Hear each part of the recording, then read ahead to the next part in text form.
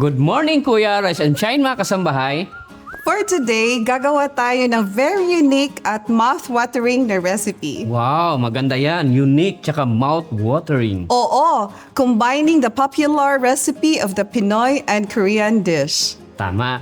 Ang lulutuin natin ngayon ay kimchi sinigang. Kaya tara na, magluto na ta. Let's cook it right!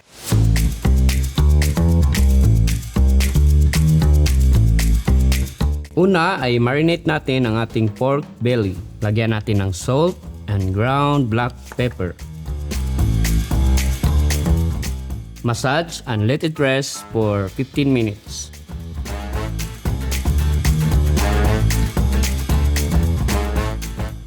Magpainit tayo ng mantika at i-pan-sear natin ang mga pork belly cuts.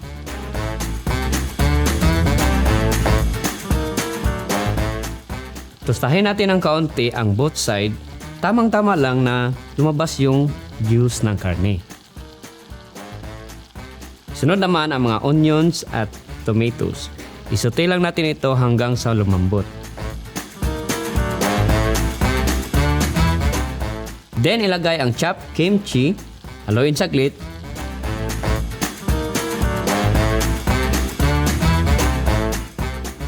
Patis and water. Haluin saglit. Tsaka takpan at bring it to a boil. At ayan, kumulo na. Pwede na natin ilagay ang chopped gabi. Takpan lang natin ulit at pakuluan hanggang sa lumambot ang gabi at lumapot ang sabaw.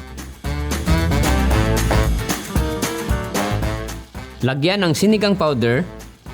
Adjust to taste na sakto lang sa asim sa inyong panlasa. Haluin lang ito hanggang sa malusaw ang powder at pakuluan.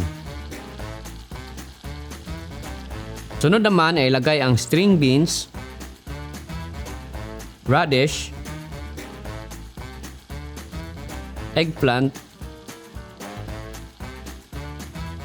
kangkong leaves,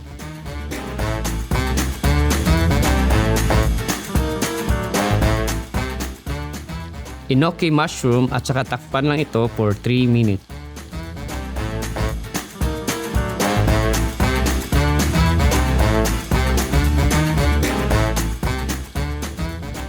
Lastly, add green chilies and kimchi.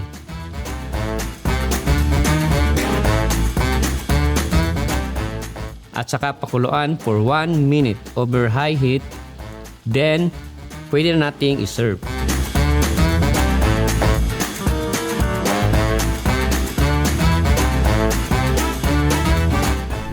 Alright! Luto na ang ating kimchi sinigang. Tayong mga Pinoy ay mahilig talaga sa innovations. Yung sinigang, maasim. Yung kimchi, maasim din. Ano kayang lasa nito if ipinagsama? Siyempre, asim kilig. Tara, kain na tayo.